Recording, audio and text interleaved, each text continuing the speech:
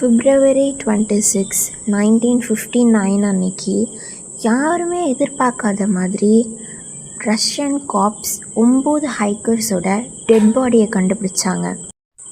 ஆனால் இன்னைய வரைக்கும் அவங்க எதனால் இறந்தாங்க, எப்படி இறந்தாங்க அப்படின்னு சொல்லிட்டு யாராலையுமே சொல்ல முடியல. ஜஸ்ட் தியரிஸ் மட்டும்தான் இருக்குது. இப்போ வாங்க என்ன நடந்துச்சுன்னு பார்க்கலாம்.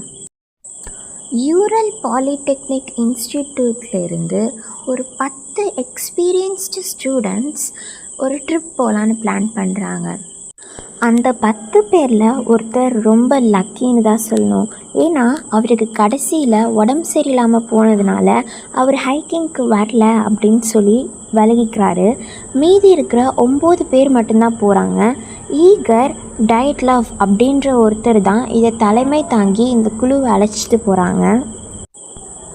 அதனால தான் என்னமோ இந்த இன்சிடெண்ட்டுக்கு டைட்லவ் பாஸ் இன்சிடெண்ட் அப்படின்னு பேர் வந்துச்சோ என்னவோ.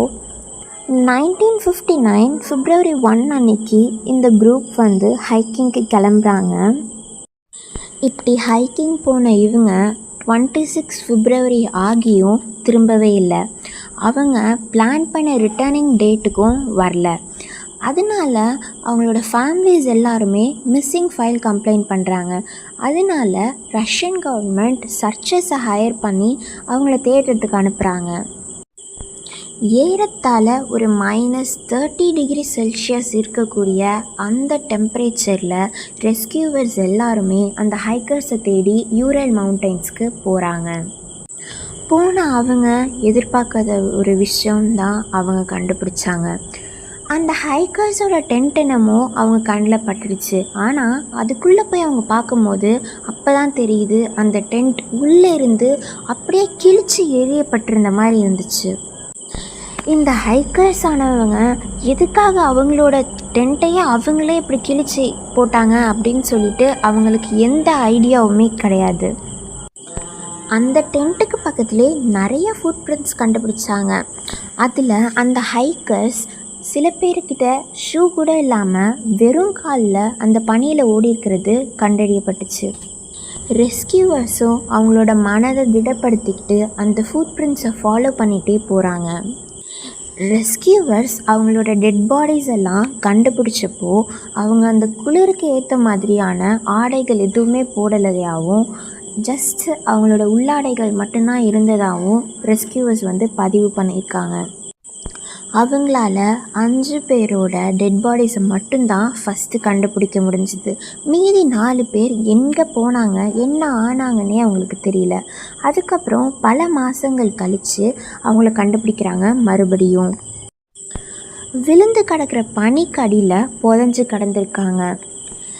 இதில் யோசிக்கப்பட வேண்டிய விஷயம் அப்படின்னா என்னென்னா, அவங்க இன்வெஸ்டிகேஷன் பண்ணும்போது இந்த ஹைக்கர்ஸ் எல்லாருமே ஹைப்போதெர்மியாவால் தான் செத்து போன மாதிரி இருந்தது.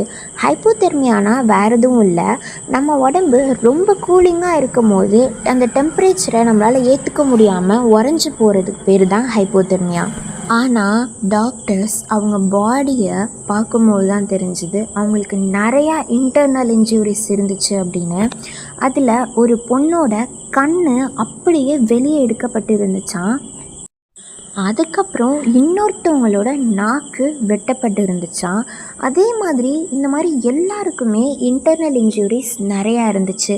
எதனால் அதெல்லாம் நடந்ததுன்னு இன்னைய வரைக்கும் யாராலையுமே சொல்ல முடியலை. ஆனால் இன்னொரு விஷயமும் கண்டெடுக்கப்பட்டிருக்கு. அது என்னென்னா, அவங்க போட்டிருந்த ட்ரெஸ்ஸில் ரேடியேஷனோட ட்ரேசஸ் கிடச்சிருக்கு.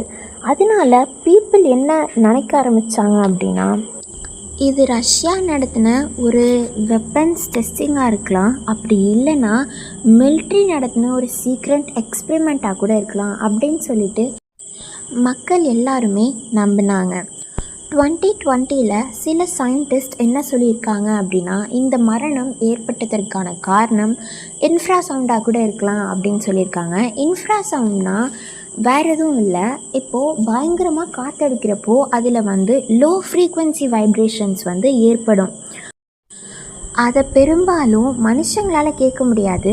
ஆனால் அந்த மாதிரி லோ ஃப்ரீக்வென்சி வைப்ரேஷன்ஸ் ஏற்படும் போது வர ஒரு சின்ன சத்தம் வந்து மனுஷங்களை வந்து ரொம்ப பேனிக் அடைய வைக்கும். நடக்காத விஷயம்லாம் நடக்கிற மாதிரியும் பேனிக் அட்டாக்ஸ், ஆங்ஸைட்டி அட்டாக்ஸ் அப்படின்னு சொல்லிட்டு நிறையா சைடு எஃபெக்ட்ஸ் கொடுக்குமா.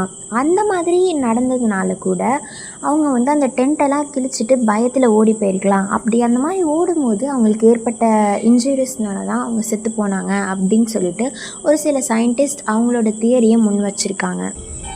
ஆனால் இப்போ வரைக்குமே எதனால் அவங்க செத்து போனாங்க அப்படின்னு சொல்லிட்டு எந்த ஒரு விதமான எவிடன்ஸுமே அவங்களுக்கு கிடைக்கல. இது இன்னமும் ஒரு சால்வ் பண்ண முடியாத மிஸ்ட்ரியாக தான் இருக்குது. அந்த 9 ஹைக்கர்ஸ்க்கு மட்டும்தான் தெரியும் என்ன நடந்துச்சு, எப்படி செத்து போனாங்க அப்படின்னு. இந்த கேஸை பற்றி நீங்கள் என்ன நினைக்கிறீங்க? எதனால் அவங்க இறந்துருப்பாங்க அப்படின்னு சொல்லிட்டு உங்களுக்கு ஏதாவது தியரி இருந்துச்சுன்னா கமெண்ட் பண்ணுங்கள், நான் ரிப்ளை பண்ணுறேன். இந்த வீடியோ பிடிச்சிருந்ததுன்னா மறக்காமல் லைக் பண்ணுங்கள், ஷேர் பண்ணுங்கள், அப்புறம் சப்ஸ்கிரைப் பண்ணிவிடுங்க. மறுபடியும் இன்னொரு கேஸில் உங்களை மீட் பண்ணுறேன். அது வரைக்கும் பாய்.